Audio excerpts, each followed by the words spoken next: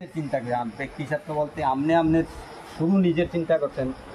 গরিব যে সাধারণ মানুষ কি আছে তাদের চিন্তা করছেন না। এটারে আপনারা পরিহার করুন সবাই মিলে,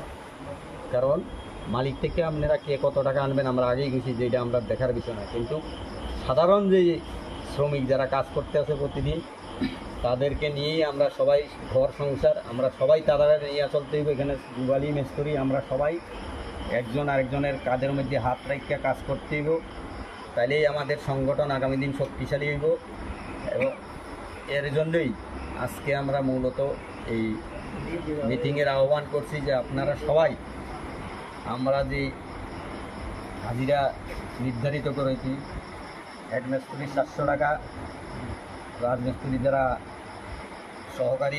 মিস্ত্রি আছেন তাদের 670 টাকা এবং যুগালি 570 টাকা, মানে 20 টাকা করে হেডমিস্ত্রিরা কমিশন বাবদ